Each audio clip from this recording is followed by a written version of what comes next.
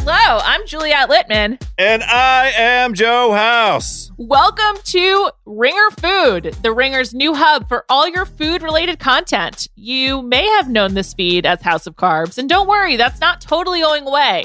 We will be launching 2 new shows on the feed, and the first is Food News with me and David Jacoby. You may remember us from our days at Grantland. Well, Jacoby and I are back to go over the news, sample snacks, share some personal tales of food news, some global tales of food news. Who knows what else is to come? And House, what are you going to be doing? Oh, my taste buds, my hungry homies, my culinary comrades, we are back. We've done it.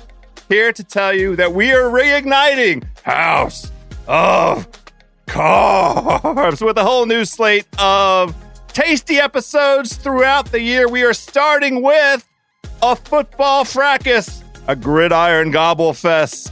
We're doing NFL playoff potluck featuring taste tests of the iconic food item or items of every playoff city to determine which city reigns supreme. Ringer Food is starting up this Wednesday, January 12th. That's so soon.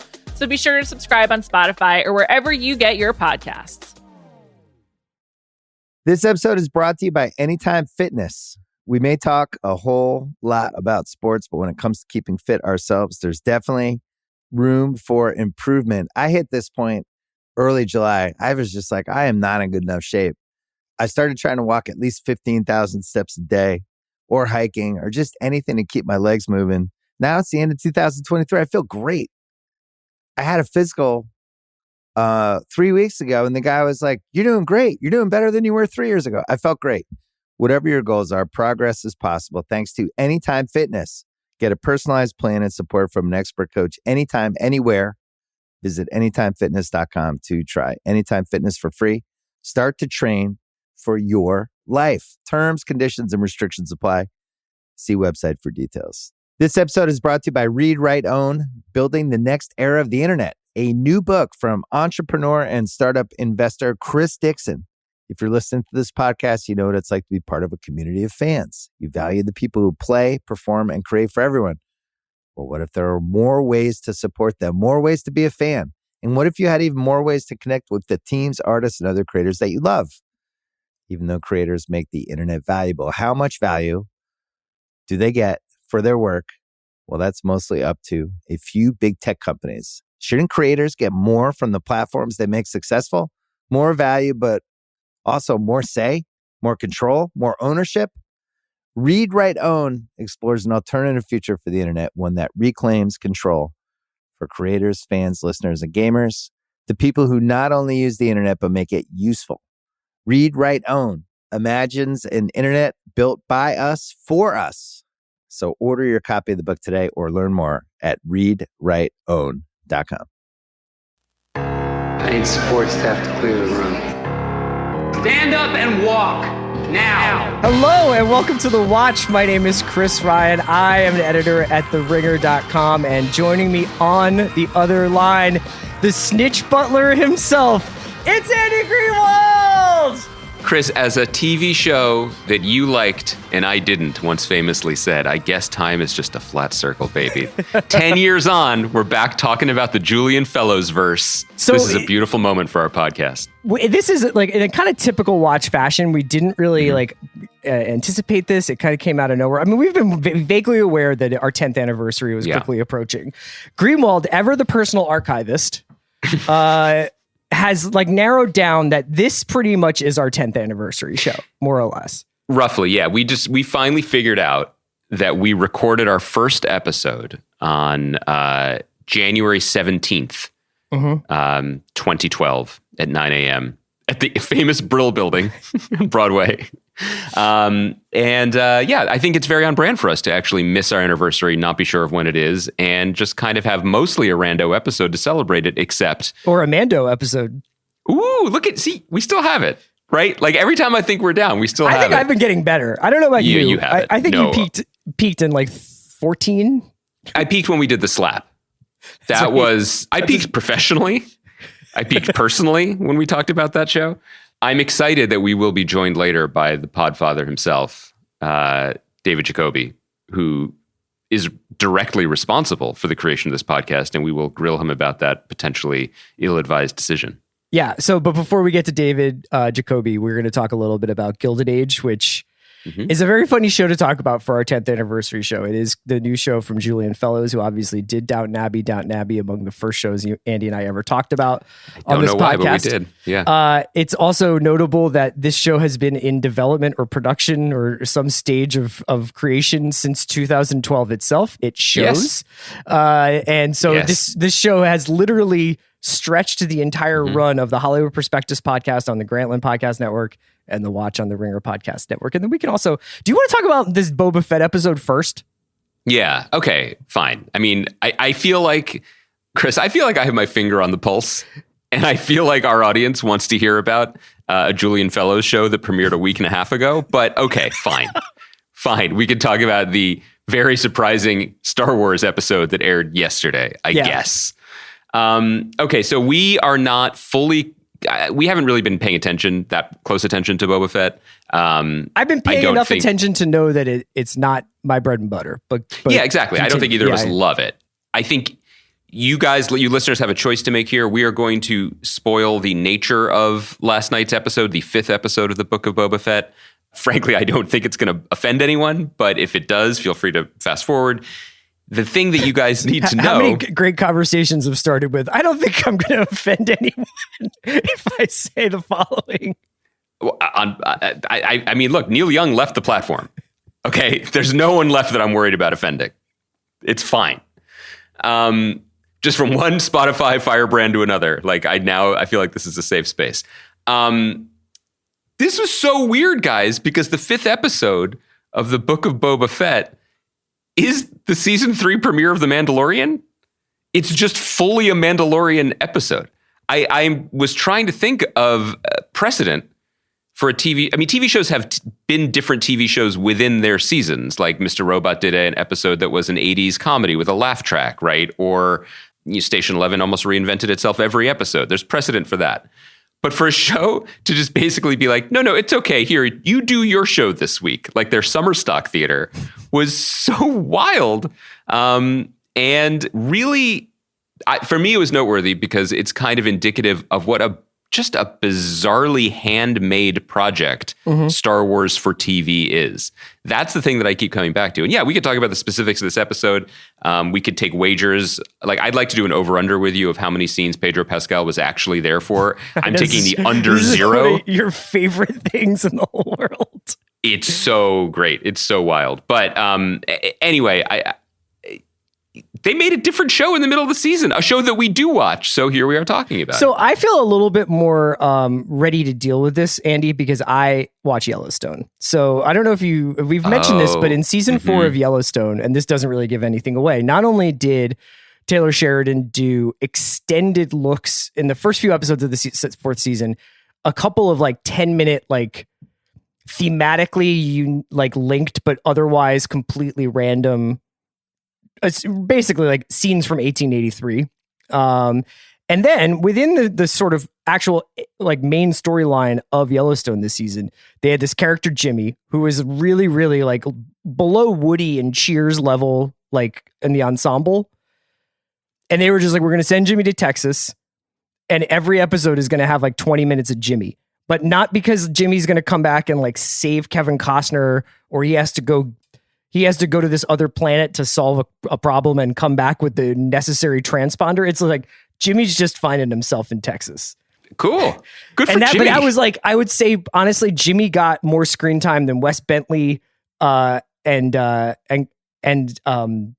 Casey Dutton. I can't remember the actor's name, but he gets like a lot of screen time in this season. So when I saw this and it was like, my guy Jin is back in the mix. Yeah. I was like, oh, I guess like maybe this is a little Yellowstone-y. Let me ask you this.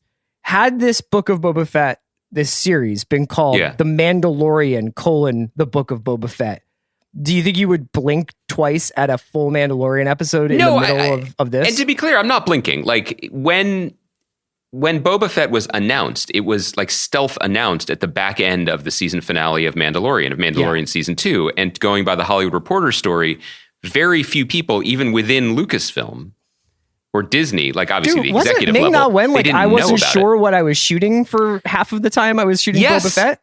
And frankly, I saw some stuff today. The actress Bryce Dallas Howard, actress and director, we should say, she's directed on this show before, was saying, "Oh, she's directing some of Mandalorian season 3." She probably thought she did. Mm-hmm. You know what I mean? Like they are running a content factory in Manhattan Beach, the Favreau, Filoni, Rodriguez verse, And they're always putting out lists. Stuff's getting chopped up and putting in whatever. Is this lightsaber green or blue? You know, like. Wait, are you suggesting that they're doing charticles, like clickbait charticles? We can, when we get Jacoby on, we'll workshop that because that could be a bit for us. I think there's legs there. Okay. So yeah, I mean, I think this essentially was an episode of The Mandalorian, and I was happy about it because that's an enjoyable show that we like. And here it was again. I thought that it was okay. So here are my just a couple takes. One, a few weeks ago, I was talking about Matrix Resurrections with you, and I was like, we're never going to see something this idiosyncratic and personal again in the era of big IP. That's not true. This is basically that.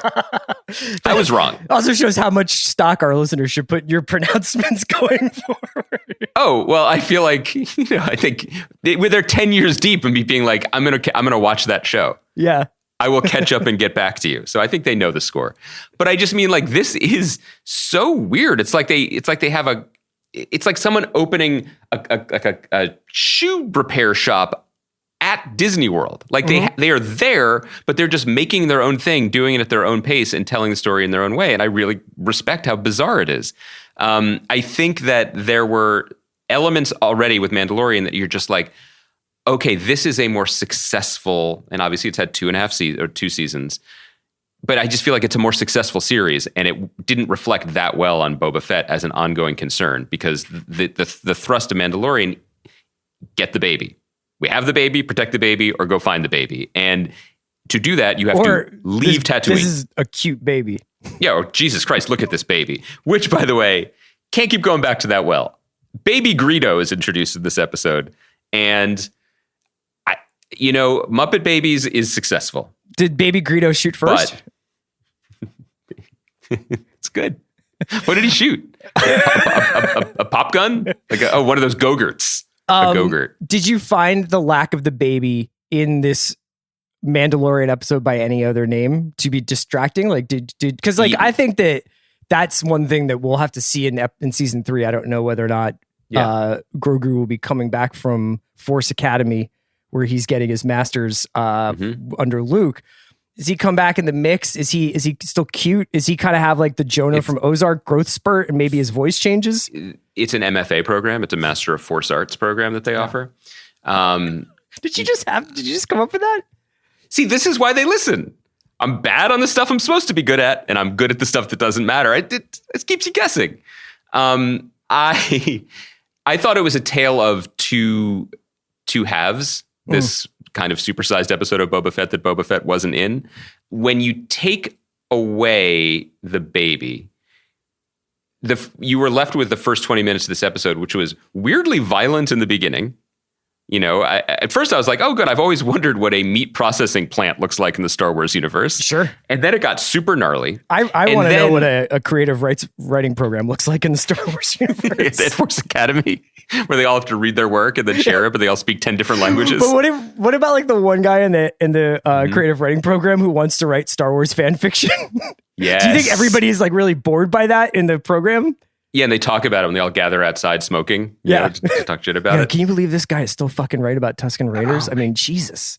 God, also, their backstory has been established now. Because for them, sci-fi is like the plight of the middle-aged white professor, Whoa, wait. Because like if you're in Star Wars, sci-fi is John Updike. Holy shit. Are you saying that in the world of Star Wars, Richard Ford's novel, Let Me Be Frank With You, the 3rd volume in That's the like Frank Isaac Bascom Asimov series? It's like Dune. Like it is the Frank Bascom sports writer trilogy. Yeah. The dew on the lawns of New Jersey is the spice. So the Denis Villeneuve of of Coruscant, okay, you're saying that he's breaking the budget to build a accurate root beer stand off the side of the New Jersey Turnpike? Guys, Kathy Kennedy, Lucasfilm, get at us. We solved it. So this is how we're going to Trojan horse like all the canceled authors that were important to us. Yeah. We're going to do them as Star Wars shows. Yeah. Christ, I love that. Sabbath theater, but it's like... Who is the Philip Roth of...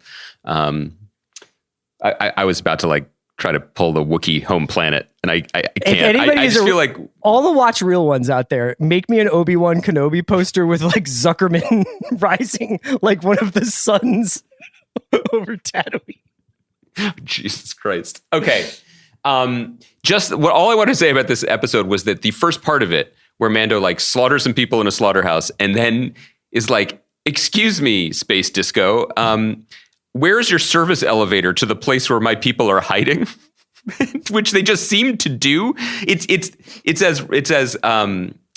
just as consistent as like the people who did the plumbing in the Super Mario universe were like, every third one make a portal to a flower dimension. You know what I mean? It's just like it's in the plans. Yeah. So he goes down there, and the lady and the other dude are there like melting the shit. Armorer, right? Yeah, and they're just like, and they don't speak in contractions, and they talk about their religion, and they do this info dump of like history, and I am like, dude, I don't need another religion. I thought we left the Jedi stuff behind, and we were just going to get gnarly with it. That part bums me out. And then the back half of the episode, it's like Amy Sedaris making jokes about like, Jawas being as hairy as Alec Baldwin, and I love it. But she didn't make that. I was like, dude, Alec Baldwin. I pitched that in the room as an alt, just so you know.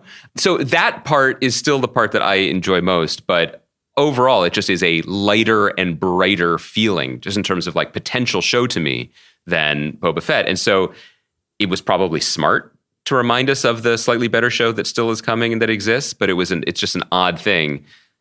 I guess just to say that like the Boba Fett fans are already the Boba Fett fans. The one thing that I wanted to add to it, Chris, the conversation was when I'm fascinated at the growing pains of converting a cinematic universe to a television universe in a television age, which is to say, in this episode alone, they just kind of toss off a whole bunch of like canonical I guess so's. Like there's commercial space travel where you have to check your luggage.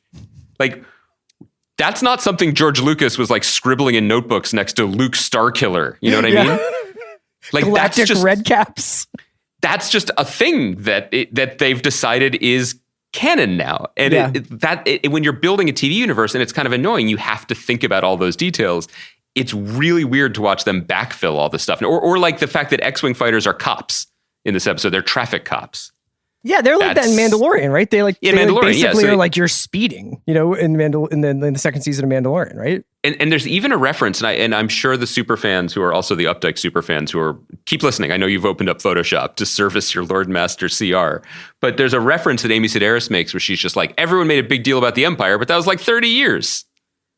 So it's just like they're having to decide these things that really didn't matter before, right? And that's sort of interesting to watch in real time. But anyway. So Ahsoka is going to be Filoni as well, right? Ahsoka is full Filoni. That's like his baby. That's his character. And Mary Elizabeth Winstead just joined the cast, which is pretty cool. Yeah. Okay. Well, let's talk a little bit about Gilded Age, which, obviously brings us full circle. We started this podcast back in 2012 at Grantland talking about Downton Abbey. Julian Fellows returns. Are you just for laughing? Some reason? It's just so weird that we did that. It was a big show. It was a big show. It premiered in like 11, right? And I think by 12, it was a big deal. Into it. Yeah. And I think there is a world in which the Gilded Age is a big show. I'd love to know how many people watched the first episode, because there's a ton of TV talent, a ton of like just an absolute dollop of Broadway talent in it. But we'll get to that. But the pedigree is strong. It's Downton Abbey. It's Christine Baranski. It's Carrie Coon, it's Cynthia Nixon. It's like a period drama, a lot of things that appeal to a relatively broad spectrum of people who watch TV. I have no idea whether or not this is like a hit, if more people watch this than Euphoria or less or what. But I think it's a fascinating show to talk about. So we're going to talk about the first episode. If you haven't got a chance to check it out, there's really nothing that spoilery in the first episode, but let's just get into it. What did you think of this show? Well, I think you can't talk about it without talking about its bizarre and fascinating backstory. And it's baked into the question you started to ask, which is like, is it successful and what would it mean for it to be successful? So as you alluded to at the beginning of the pod, like this show has been in development for 10 years. Julian Fellowes, by the way, fascinating character. He is landed gentry. He's like a baron. He was an actor for many years, including like in the bizarre movie that kind of traumatized me when I was a kid called Baby, which is about a baby dinosaur being born, and it stars William Catt. Anyway, he also wrote Gosford Park. Did he play the dinosaur, or who was he in Baby? I didn't click through. Okay. That's I can't do all the work for you people. Okay. Gosford Park, which was fantastic, and sort of his first entree into the world of upstairs, downstairs social life. Although I think he was born to it and lived it. He also, by the way, like does shit like he wrote the book for the musical School of Rock. Oh. So there are all these pictures of him grinning at red carpet premieres of the School of Rock musical in Chicago with his son Peregrine. His name is not Peregrine. Yes, it is. It is a trip, the Julian Fellowes wiki. Isn't a peregrine a bird? Mm-hmm. Kind of bird? Okay. Yeah. I mean, look, people have all sorts of names these days, okay? It's fine. People like birds. The origin story for the show makes sense, which is basically like, oh, that thing that's popular, let's do it again. And let's do an American version of it. And at the time, it was immediately jumped all over, like, not only this is great, we'll get more Downton Abbey, but I think that this was still kind of a relic of an era when there was some trepidation whether American audiences would en masse commit to a quote unquote foreign show, even if it's in English. That was clearly not the case with Downton Abbey, and all those boundaries have fallen now anyway with foreign language shows and Netflix, et cetera, et cetera. But people thought that was a really exciting possibility. He even was teasing that maybe there'll be some crossover with Downton Abbey, because do you remember Elizabeth McGovern's character on that show is American? And then people just kept asking him about it for 10 years. And in 2012, he's like, oh, interesting idea. In 2015, he's like, well, I'm knee deep in research now. The Gilded Age is fascinating. And so he also wrote a version of this show that was straight nonfiction, right? We're not nonfiction, but it was rooted much more in historical characters, and it was about the Vanderbilts. But then felt like he was getting hemmed in by, well, this isn't the actual story of what happened to them. So he basically creates a Vanderbilt-like family in the Russells, who are at the center of the show. And then on the sort of business side of it, it's equally fascinating because the show is announced as a project from Universal Television, which it still is. And it is going to be set, it's going to go air on NBC. This is a huge get for the then head of NBC, Bob Greenblatt. This is going to be a game changer for the network. It then does one of the strangest peregrinations, if you will, a television show has ever traveled. It goes from NBC to HBO. I just don't think anything like that has ever happened. The reason being, I guess they say, is budget. Like NBC can't agree on spending X amount of money to have these massive mansions and these massive period sets, which is all probably true. HBO can do that. But that doesn't, I mean, I know what you're saying, but isn't that kind of weird that NBC, Universal, Comcast, like this giant global megacorp, is like, we can't afford to do something that little old HBO can do? Universal is still making the show. I know, so but it is the rare Universal on HBO program. Is that because, like, especially in the last decade, the margins or like the budgets for network television shows were a lot more like cut and paste? Like, we have like a sitcom, it shoots on this soundstage. Yes. Yeah, and we have to deliver this amount of advertising dollars, and to do so, we have to have a turnaround on this schedule and a more amortized whatever. You know, I was just talking to a friend who was a director on Briarpatch who's directing an HBO show, and she was casually mentioning, oh yeah, you know, we have we have a day of prep for every day of production, which is generally industry standard. So she's like, so 28 days for 2 episodes. So 14 days of each. And I was like, wait, you have 14 days to shoot an episode? 2 weeks of prep, 2 weeks of shooting. For an one episode of TV, yeah. For an episode of basic cable show like I made, we had 16 days. 8 days of prep, 8 days of shooting. And then if we were over budget another episode, you'd steal a day. So yeah, and when you hear like Bob Odenkirk talk about making Saul, like it's closer to what you were doing than what HBO is doing, right? Yes, although that's definitely started to bleed as the Breaking Bad franchise became more successful. But anyway, so when you say time is money, it literally isn't TV. Okay. So it's not necessarily just can we rent it. It's like, not just it's not just we can't afford to build the sets. It's that we cannot. Because, you know, it's like, oh, you guys bought the Olympics. It stands to reason that you could make a fake mansion, you know? Well, and they are still doing it, but they're doing it for HBO on HBO's timetable with HBO's financial investment and whatever. Right. So the crazy thing to me, though, is having watched this show, this does not feel like an HBO show by any metric. It really feels like something that was part of the let's scale up our content that happened. We were talking about it the other week with AT&T. Like we need to produce more things. We need to produce more hits. It's also, I think, relevant that during the period when this jumped to HBO, Bob Greenblatt had gone from head of NBC to head of Warner and was one of the significant players in the launch of HBO Max. He was never in charge of programming at HBO, but he was very involved in the overall company.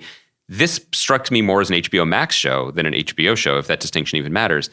And the number one thing that it struck me that the show was we really fucked up by not buying The Crown. I know this is an American show. I know there's a lot of dissimilarities. It's not a one-to-one. But in terms of we are going to be in the pocket of a comfortable zone for an audience that we don't usually service. This is what that felt like to me. Interesting. And all of this is to say, the Gilded Age, which, as you said, is sort of about this moment in New York high society when the very, very old, rich Dutch families were sort of aghast at the new money. People who had profiteered off Civil War or the railroads suddenly building garish palaces that now, of course, we all think are quaint and beautiful on the Upper East Side. Yeah. But and it was sort of a culture clash among the rich and the newly super rich. So by describing the show, I kind of lost my point of what I was going to say about it. But well, you were saying how it's strange to see it on HBO, but it makes sense because this is HBO's Crown replacement or Crown, like what they would have done had, like this would be the thing that they would make to get that Crown audience. Yeah, it feels like it does feel like almost a naked grab to get a certain type of audience, because I'll say after watching it, and I can't tell, and I'd love your thoughts on this. I can't tell if it's because Julian Fellows is in his 70s and is used to making TV or things a certain way, or if this has been in development for 10 years or whatever. But there is nothing about this other than maybe the fact that they rented all of Newport, Rhode Island, save Taylor Swift's house, to film it, that screams HBO. They don't take advantage of any of the kind of like storytelling freedoms. And I don't mean like nudity. I just mean like you can be a little more complicated than that. Well, that's not what the show is. So the one thing that's interesting about The Crown, which I love, is that it started out, it was, I wouldn't say shocking, but it challenged viewers' expectations because it asked, what if the Queen fucked? It's like, what if the Queen was this young woman who smoked and was trying to find herself in the world and was trying to figure out who she was going to be before she had this enormous responsibility placed on her during the Second World War, and her relationship to Philip, who was basically like this angry young man, and it's like this very like tempestuous drama that then eventually became, I think, a very precise retelling of modern British history through the prism of the royals. And then also now I think is now arriving at the sort of tabloidification of the royals that happened with the modern media. Mm-hmm. The Gilded Age, it's very, very, in this essay, I shall argue, ... And it is like from the first, if you thought that like the log line for the show is new money against old money in upper class New York in the 19th century, they absolutely, like, characters say that in the show where they're just like, I am the new money in this town and I will not be ignored. And like the old money is like, we are the old money and they will never forget it. And I kind of enjoy its like bald sort of like, this is what we are, like, just don't get it twisted. But that is actually, it almost feels like that is part of like the network version of this show, where it's like these looky-loos who might watch the first episode need to be hit over the head 100 times with the themes and ideas of what we're going to be doing going forward. And I think it kind of limits to some extent the performances of some absolutely generationally talented actors, named like Carrie Coon and Christine Baranski, like where it's like they are really like parroting the opposing viewpoints. The show is, and we haven't even talked about it, I mean, great cast. I really like Morgan Spector, too, the actor who plays George Russell. I got really excited when I saw that he was playing the new money guy, because I was like, oh, it's going to be a show about a Jew passing in high society. I'm so excited. Then I realized, nope, they just cast Morgan Spector as a respected theater actor, which he is. And he's good. But I was kind of excited that that's what the show is maybe going to be about. How many shows do you go into hoping that? All of them. Yeah. That's why I bailed on Ozark. You know what I mean? I was like, this isn't Semitic. Okay. No Jews. No Jews moving to Missouri. You thought Come Julia on. Garner was like like a shadow remake of Yenta? Yes. My God. Greenlight that, you cowards. No, I mean, the show itself is almost claustrophobic. It's so stultifying, like in terms, not just the rooms or the corsets, but just in terms of the rigidity of the storytelling. And, it's a bummer. I think there are pleasures to be had in it. You won't surprise our listeners to know that your boy here is casually reading an Edith Wharton novel by choice. So this is a world and a demimonde that is of real interest to me. What's, I think, interesting to note, I mean, look, I don't know how Downton Abbey was received by the critical class in England. I can imagine. I think that what was undersold in the development of this show was, yes, Downton Abbey is not exotic. It's not like, it's not set on a gorgeous island in the middle of the Pacific or in the hills of Tuscany. But there is an escapism element. Does that mean the only things that could be exotic are White Lotus? Or, oh my God, you're right. I just mean like the idea of you don't think of British countryside in winter as necessarily as escapism, but there's an element of that without question for the American audience or the colonial audience, if you will. The other thing that I think is worth noting that makes this sort of challenging, but kind of interesting almost in a perverse way, is that, as I mentioned at the beginning, Julian Fellowes, he's upstairs. You know what I mean? Mm-hmm. In his actual life. I don't presume to know his heart or his politics or whatever. I just mean, although he's in the House of Lords, so one could guess. But I just mean, he's approaching it. The main characters of Downton Abbey. Hunting a fox, It's fine. There are too many foxes, right? You gotta thin the herd. The show is about the upstairs people. The downstairs people are scruffy and have their Mr. Bates has his foibles, but it's about the upstairs family, right? Fundamentally, that's where the show is rooted in its narrative. And the American story is always going to be about the downstairs in this, whether it is the people who are serving as butlers or maids or whatever, or it's the new money upstarts, or as the show very clumsily tries to incorporate, and I think it probably deserves some credit for trying to incorporate, although the results may vary, the Black American experience as well. This is not necessarily the canvas that I would turn to Julian Fellowes for illumination on. Mm-hmm. So the introduction of a character in the pilot who becomes friends with, by the way, another Streep. Talk about content farms. How many Streeps are there? Flying under the radar though. Because it's like it became known that the Gummers were Streep progeny. And yes. And so the youngest one is going by Jacobson. Yeah, that's a wild move. She was like, the Gummer name is tainted. Do you think that when your kids grow up to Gummers. become podcasters, they'll be known as the Gummer sisters?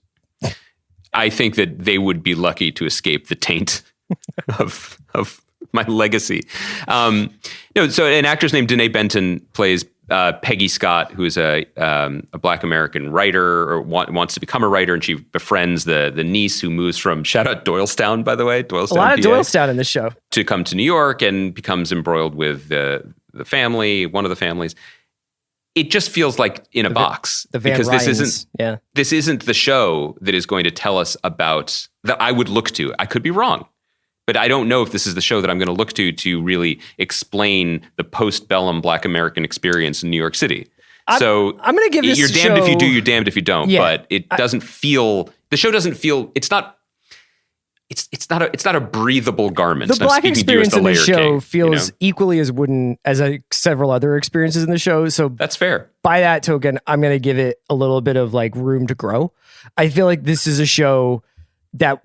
We've kind of had this a couple of times. We talked about 1883 and Vigil. We talked about the first episodes of those shows. And I think in general, we should probably try and be as forgiving as possible about first episode-itis. It's rare that you get a Mayor of Easttown or a Station 11 where you're like, oh my God, this is going to be my favorite show. I can tell. There were a couple things here I wanted to talk to you about, just in the weeds of the show that I think are worth noting. First of all, one of the characters on this show has inspired me to now ask for you to refer to me only as Mr. Larry from going forward. We'll have to rebrand, but I think we can do that. Yeah, it's the Andy Greenwald of Mr. Larry, the watch. The font might have to shrink a little bit, but we'll just shrink your name a little on the title card. I think that's fair. Mr. Larry and Gladys play the brother and sister of the New Money Russells. So I'm into that. Gladys played by Taissa Farmiga. I don't know if you noticed that. Yes. And then that brings me to this sort of bench of the cast that they have. So apparently because of like shooting in New York and for a variety of reasons, the Broadway bench of this show, and this is like maybe this is too insider Belasco theater for everybody, but you like almost every single person you see here is like, oh, that's the star of the South Pacific revival. Like that's just Kelly O'Hara doing two scenes in this movie or show. And that's kind of awesome. I just wanted to shout out, I believe it's Donna Murphy, who is watch listeners will know her as the riding shotgun with Edward Norton in Bourne Legacy. Well, they would also know her as the original star of Stephen Sondheim's Passions on Broadway, right? Oh, no, watch listeners won't know that, is what you're saying. Dude, no, but for real. And they talked about this, and I think there was a Hollywood Reporter story about this, that like filming during COVID in New York City did have some advantages, which is to say that like Broadway was closed, so everybody was available. Right. So we're talking Audra McDonald is in this show, Michael Cerveris is in this show. Like the guy, the butler for the Russell family, very familiar looking stage actor, Jack Gilpin, Betty Gilpin's dad. Oh. Kind of fun. No, the cast is really good and deep, and it's just like I kind of wish that the show was fun. And to that end, we love Carrie Coon. Carrie Coon is on the wall. But there's a little bit of a woulda, coulda. The show was originally, it was Amanda Peet. Amanda Peet was playing that part. I think you read the David lines that are on the Benioff. page. I like it's hard for me to choose. I think that's interesting. It's hard for me to choose between Pete and Coon. You know, they're two of my faves, but it's pretty funny. I did learn this from Carrie Coon's performance and from this character, is that now when I start really like getting back into entertaining in my home, which this show has inspired me to do, I'm going to introduce people to every object in the house and talk about its journey to my home. So I'll be like, this daybed is from Joybird from the warehouse in Oxnard, where two gentlemen brought it, and it was quite an ordeal to get it through the front screen door. I also really hope that when my wife brought this throw pillow on a trip to Lisbon. I said we didn't have room in our luggage, but I was wrong. A fact that I'm reminded of every time I sit on it. Next time we do video. Remember when you said I couldn't fit my pillow in my suitcase? People can't see it. We're on Zoom. Behind Chris, there's a wooden table. Next time I see you, I want that table groaning with shellfish. Yeah. I just want 8 dozen lobster on that table. That is the sickest shit. Like, that is like, so Carrie Coon's character, Mrs. Russell, throws this big, like, welcome to society party. She's been basically like waiting. It's like her 8 Mile moment, you know? She's been waiting to step out on the world stage for however, like 3 years. They've built this mansion. Everybody thinks it looks like shit. They think it's awesome. They got the architect there to answer any questions, because that's a classic 19th century party thing. Is like awesome. The guy who designed the house is hanging out being like, well, in case you want to know, I reference Versailles with this. I want to do that at my house. That'll be my version of the show, where I'll be like, you may be wondering who misinstalled this lattice work. Yeah. But you should just go find a guy at like the Shortstop, the bar down the street on that. That's the guy we hired. Yeah. Like, you might be wondering why this doesn't keep the raccoons out. Well, that's because I know a guy. This guy who looks like Justin Turner, but is not Justin Turner. No. So I really want to do that. Yeah. I mean, like, I think Julian Fellows, for all of his accomplishments, I bet that this show gets a little bit more nimble going forward. Is my guess.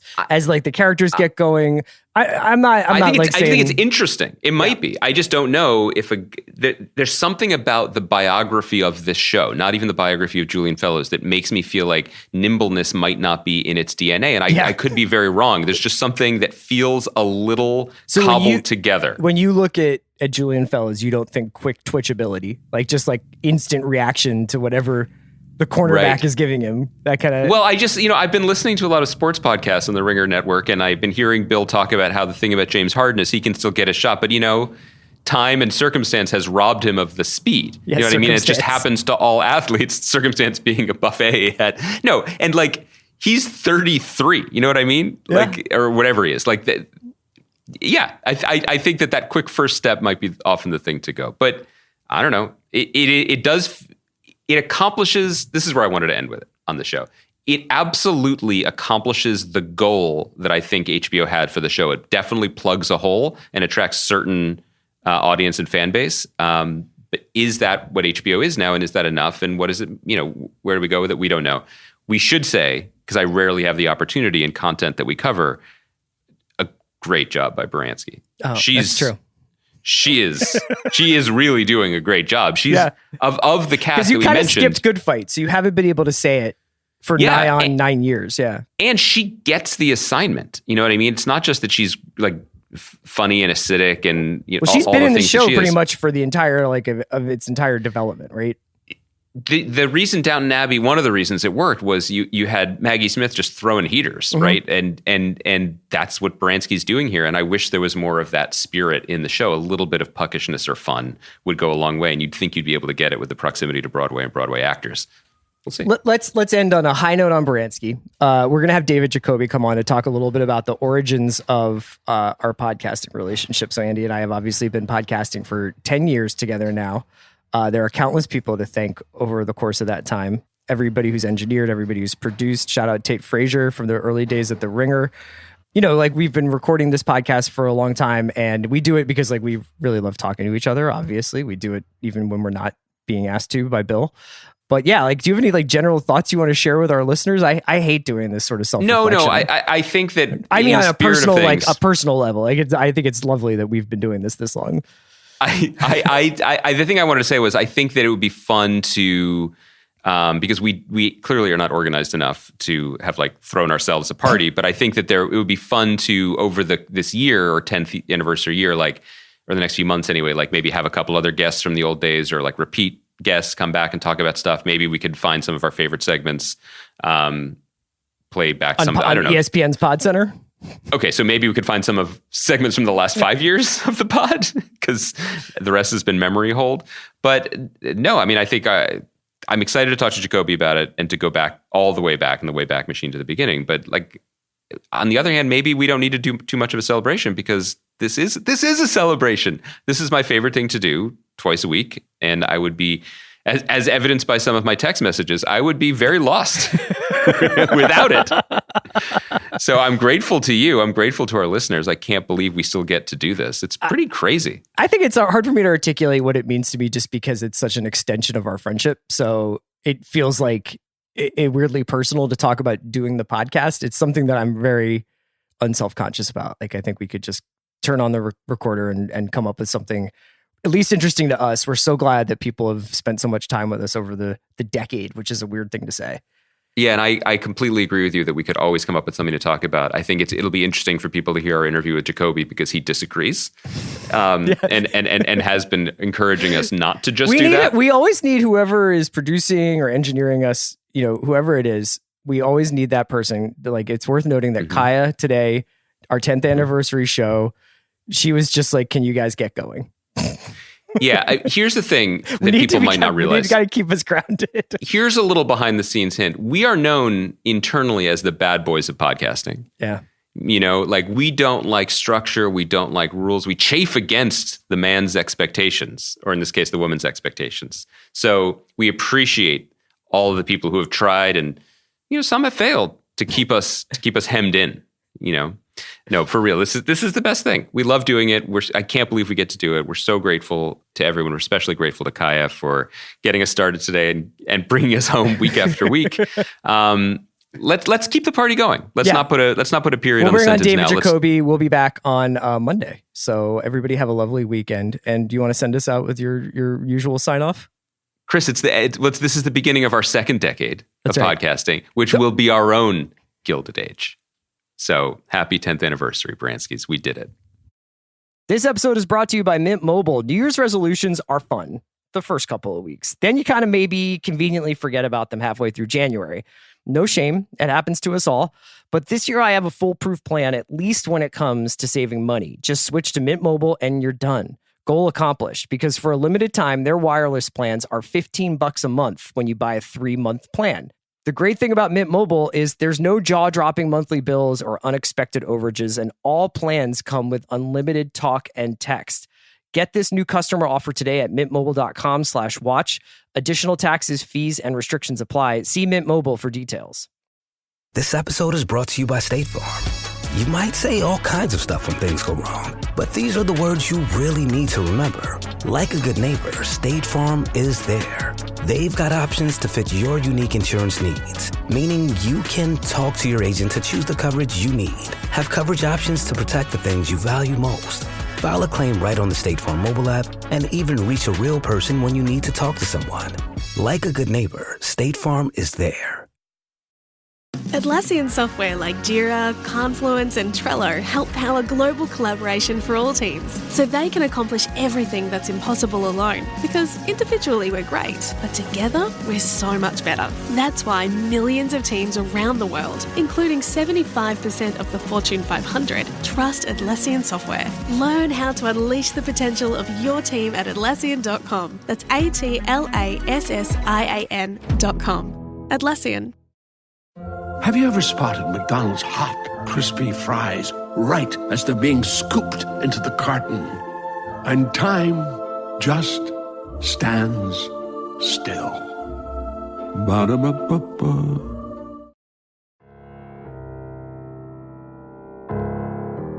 Andy and I are now joined by our original executive producer, the guy who saw something special in us when we didn't see it at all. It's David Jacoby from Grantland Days, now of ESPN, but also of The Ringer because he's doing food news with Juliette Littman. Jacoby, what's up, man? It's so good to be here on this pod and see your faces on this Zoom, because I've listened to countless hours of you two idiots talk about TV in a way that makes you sound really smart. And I often have to stop the pod and remember my personal interactions with you and be like, oh, no, they're idiots. Oh yeah. So we are so excited to talk to you, have you back on the show. And we want to do a little, Chris loves this, a little navel gazing, looking a little backwards, talking about ourselves. And in so doing, and I've shared this with you already, dug up the first email you sent about this podcast. And this was sent on January 10th, 2012, for much more innocent nation, as well as innocent people and younger. Obama was just grinding. It was just Twitter was great. Jacoby and I had 100% fewer children. Yes. And, can I do a dramatic reading?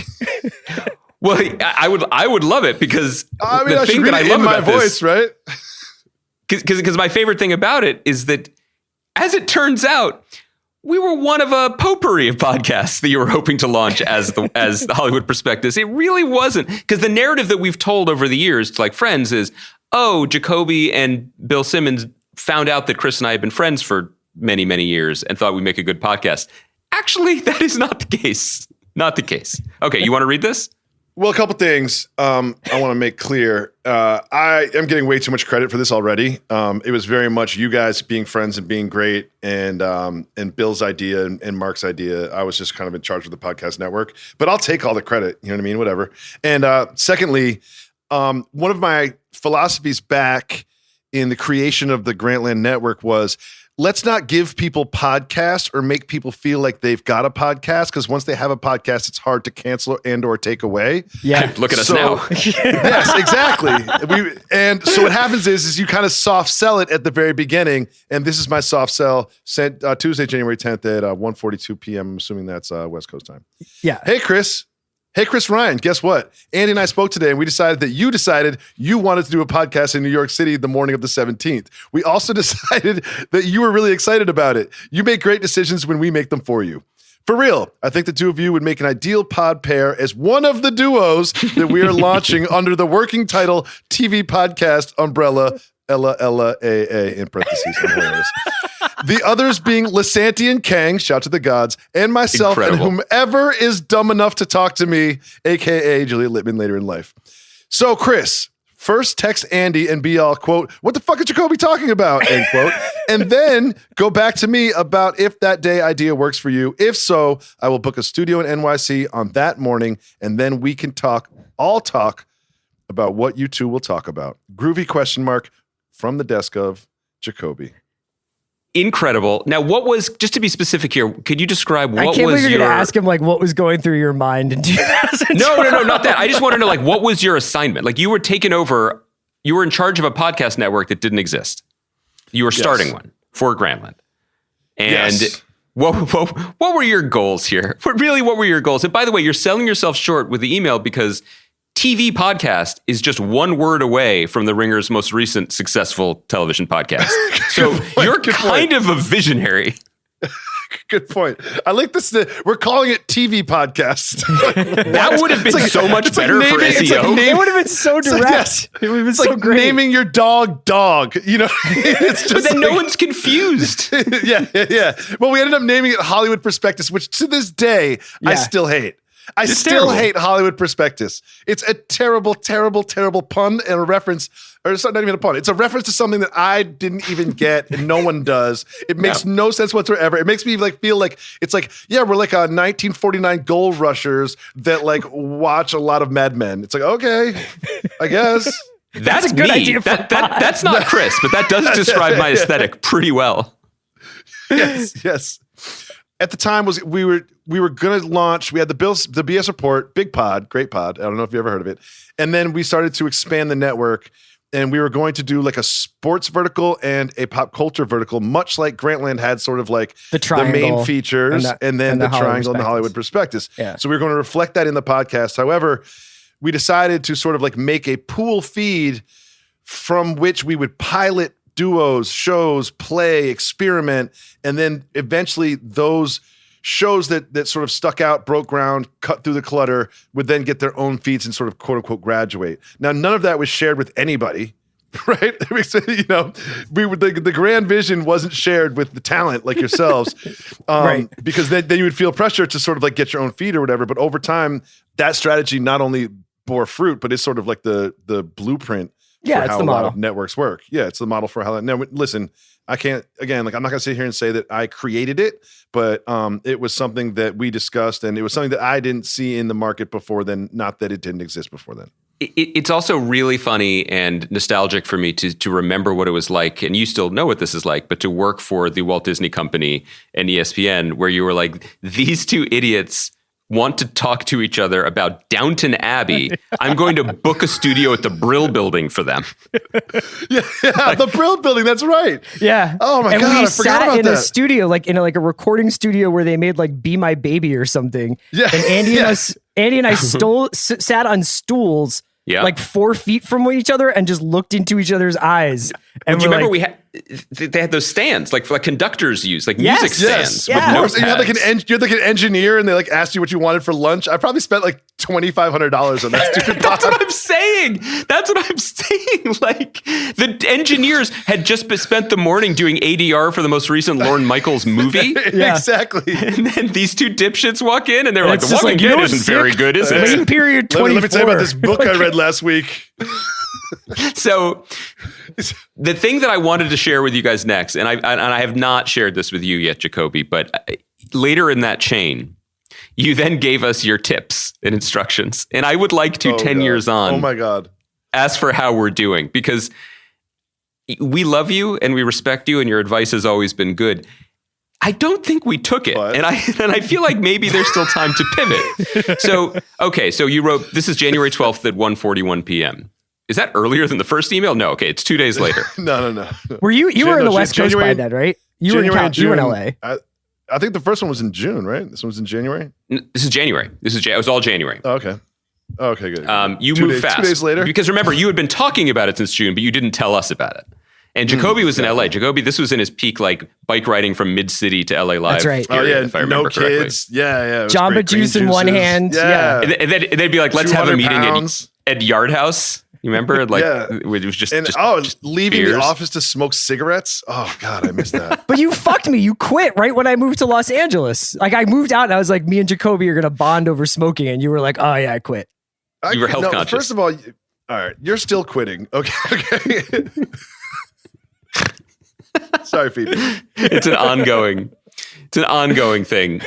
This is good. This is one of your tips, actually. You've just been embodying your David Jacoby's 2012 rules for podcasting. So first, you booked the studio. Is this going to hurt my feelings? I feel like this is going to hurt my feelings. No, it's going to hurt our feelings. Yeah. You wrote, book the studio January 17th, 9 a.m. Broadway Sound, the Brill Building. You music dork should be stoked about that. True. We still are. Some housekeeping. Here's my favorite. Some housekeeping. You should record the pod. Okay. Not wrong. By the way, this is essentially you Guy named is the dog nodding dog. right now. Do you Guy is understand? like, absolutely. You gotta record Number it. 2. Number 2 from David Jacoby's tips for launching a successful podcast. Edit it together. Parenthetical. Take out fuck ups, curses, sleep inducing boring sections. Okay. Good advice. Still haven't gotten there. Send it to, no, definitely not. Send it to myself and some guy at ESPN who I don't think we ever worked with these specs, MP3, blah, blah, blah. Okay. Now some content hints. This is my favorite part. Yeah. Okay. See how we did. Number 1, have a fucking plan. 10 years in. Nope. I have a plan. It just doesn't matter. Okay. Number 2, have fun. Humor plays well in this space. That's accurate. Oh, hey. No, that's true. Hey, there you go. Yeah. We're having fun right now. God. Here's the one that has been ringing around in my ears for 10 years, and I have yet to listen to it. Get right into the content. Seriously, that's the biggest thing for all podcasts. Just say your names and get right into it. Don't give people a reason to bail on you. Start strong. Thank you. I mean, seriously, guys.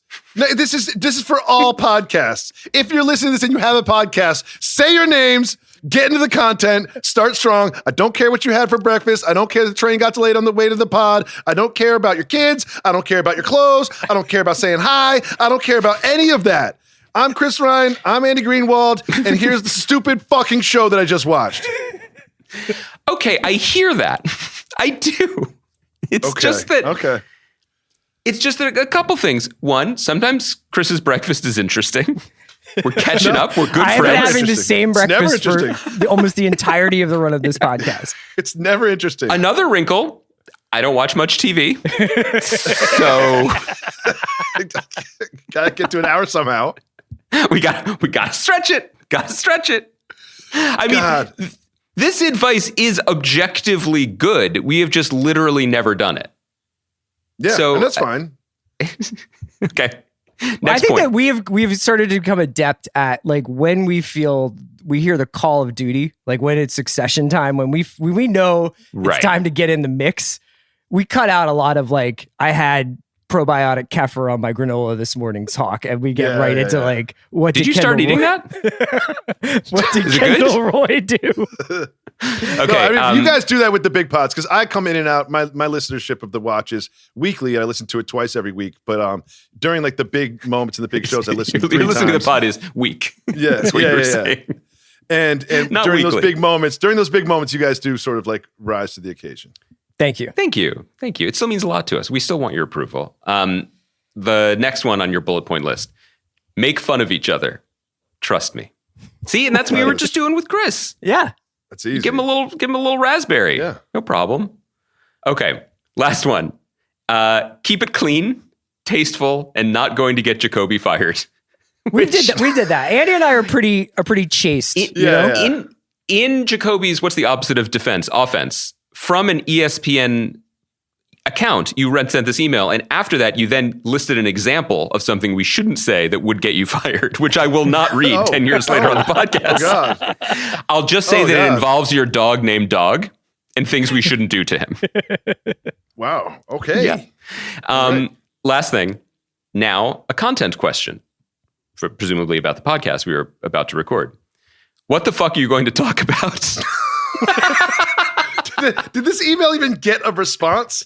Like, yeah, I think that we. Okay.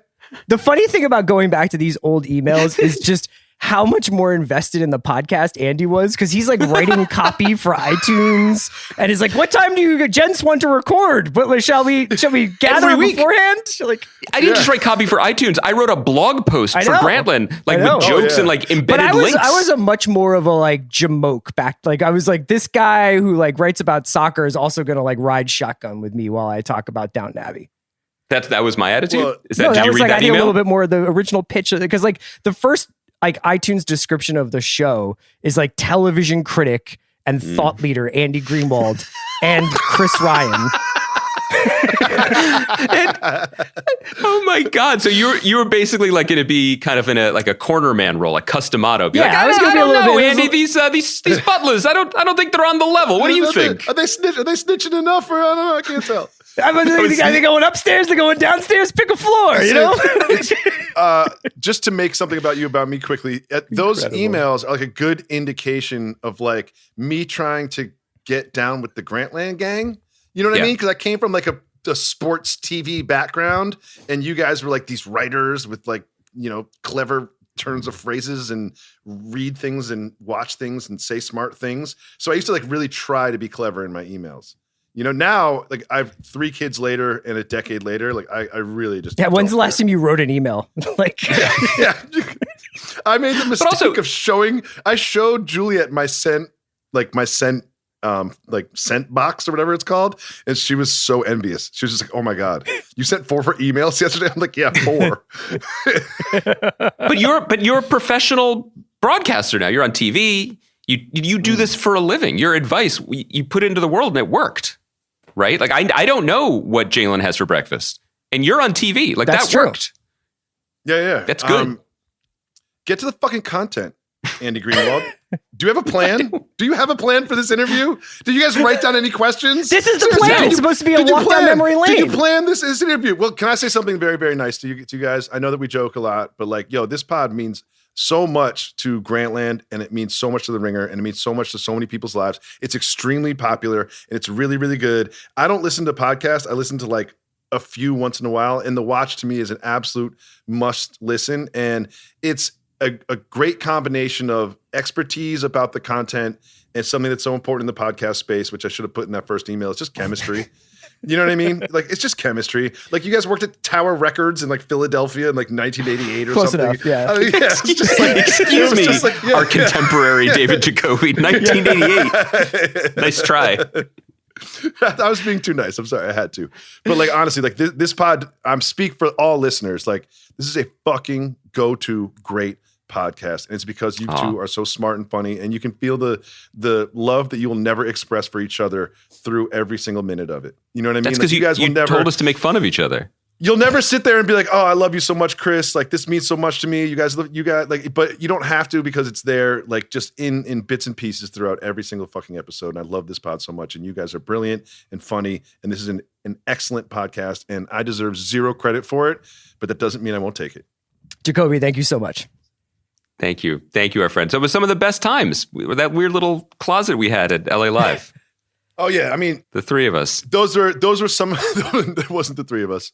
Those were some of the most fulfilling, creative. You were there. You would sit in the room sometimes. Yeah. Oh yeah, I was definitely there. That's because someone didn't show up or something. Yeah. But also you. To be clear, when we talk about how you were the producer the way like Rick Rubin is the producer. That's right. You know what I mean? Sit in the middle of the room, cross-legged, and just be like, "Let the drums flow." You know? Yeah, you're like, I don't know what these knobs do, but I know what sounds good. You know what I mean? And I feel like that's standing there with a Jamba Juice, just kind of like dancing in the middle of the studio, just be like, "I want to hear the takes. Just get right into it." Jacoby, we won't take up any more of your time, man. Thank you so much for doing this. Let's crush COVID and come back out and play Harding with me. Oh. Let's just get COVID, get over it, and then party. Okay. I love you both. You guys are the best. Thank you so much. I'm honored to be a very small piece of not just the creation of this podcast, but also a listener, and to join you guys today. Thanks, man. Later, guys. The King.